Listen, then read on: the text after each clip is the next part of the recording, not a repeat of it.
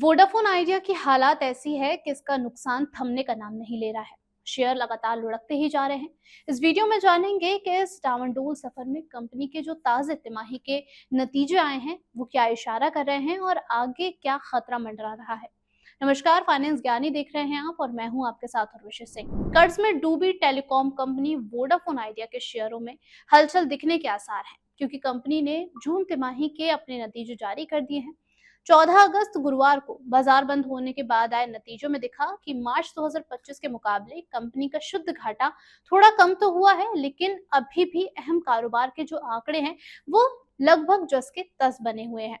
जून तिमाही में Vodafone idea को 6,608 करोड़ रुपए का नेट नुकसान हुआ था, जो पिछले तिमाही यानी कि मार्च में 7,167 करोड़ था। यानी कि घाटे में हल्की थोड़ी कमी तो आई है, पर टर्नअराउंड जो है वो अभी दूर है। कंपनी की रेवेन्यू इस दौरान 11,022 करोड़ रुपए पर स्थिर रही। एबिटा यानी कि ऑपरेशनल लेवल की जो आमदनी रही है कंपनी की, वो भी मार्च के मुकाबले मामूली घटकर 4,612 करोड़ रुपए रही है। एबिटा मार्जिन लगातार तीसरे तिमाही में घटकर 41.8% पर आ गया है। मार्च में ये जो था वो 42.3% पर था और दिसंबर की बात करें तो ये 42.4% पर था। सबसे बड़ी चिंता ये है कि कंपनी के कस्टमर्स की जो संख्या है वो लगातार गिर रही है। इस वक्त वोडाफोन आइडिया के 197.7 मिलियन जो है वो कस्टमर्स बचे हैं और 3 तिमाही में कंपनी का ARPU यानी कि एवरेज रेवेन्यू पर यूजर सिर्फ ₹2 बढ़ा है। दिसंबर में 163 रुपए से अब ये 165 रुपए पर आ चुका है। अब बात करें कर्ज की, तो कंपनी पर जून 2025 के आखिर में 19,300 करोड़ रुपए का लोन बाकी था।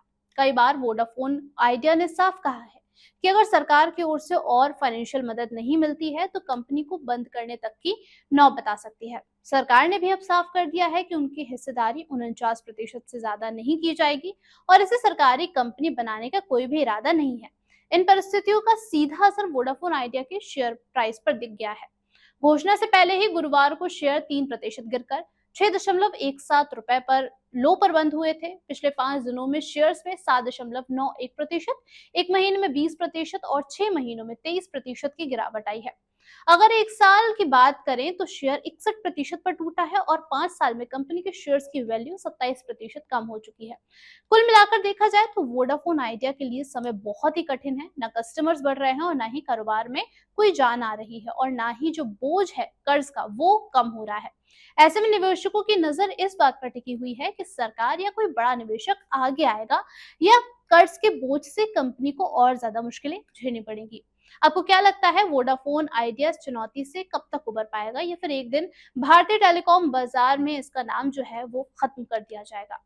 अपनी राय हमें कमेंट बॉक्स में जरूर बताइएगा। फिलहाल के लिए इतना ही, धन्यवाद।